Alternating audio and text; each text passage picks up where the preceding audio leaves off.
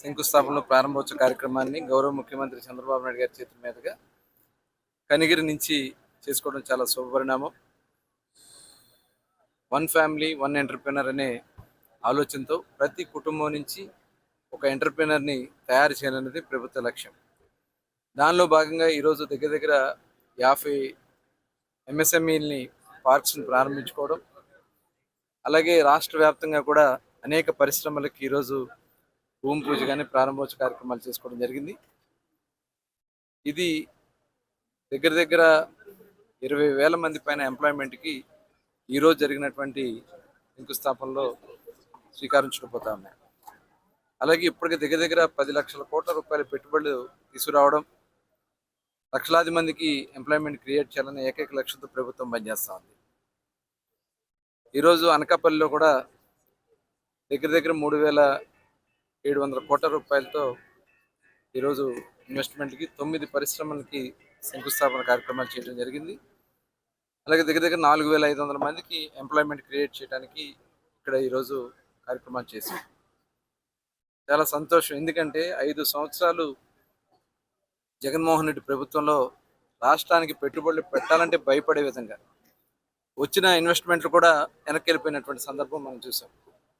అమర్ రాజా batteries కానీ, లూలు సంస్థ కానీ, ఇలా అనేక సంస్థలు రాష్ట్రం నుంచి వెళ్ళిపోయినటువంటి పరిస్థితి చూసాం. కానీ ఇవాళ బ్రాండ్ చంద్రబాబు నాయుడు గారు అంటేనే ఒక బ్రాండ్.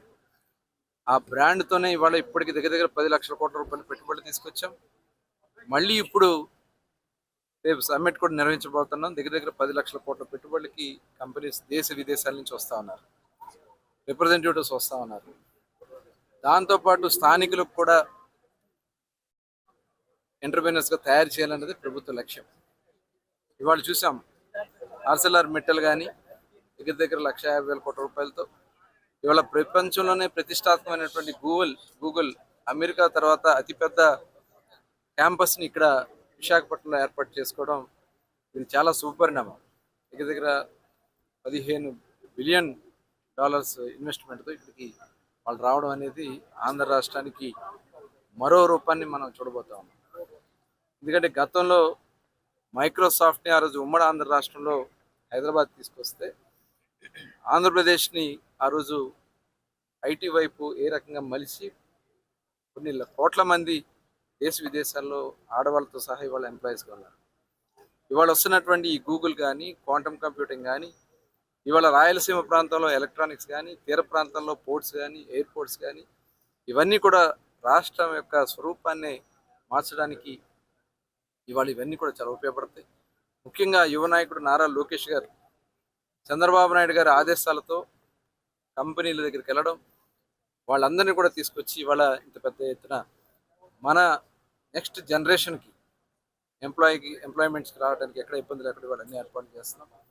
ఒక నాలెడ్జ్ హబ్గా ఆంధ్ర రాష్ట్రం తయారు చేయడానికి ఒక పక్క కార్యక్రమాలు, ఎంప్లాయ్మెంట్, అదేవిధంగా ఇన్వెస్ట్మెంట్ల ద్వారా ఆంధ్ర రాష్ట్రానికి ఆదాయ వనరులు కూడా పెంచుకునే దానికోసం ఒక పక్క సంక్షేమ కార్యక్రమాలు చేస్తున్నాం. సూపర్ 6 ద్వారా అభివృద్ధి కార్యక్రమాలు ఒక పక్కన జరుగుతున్నాయి.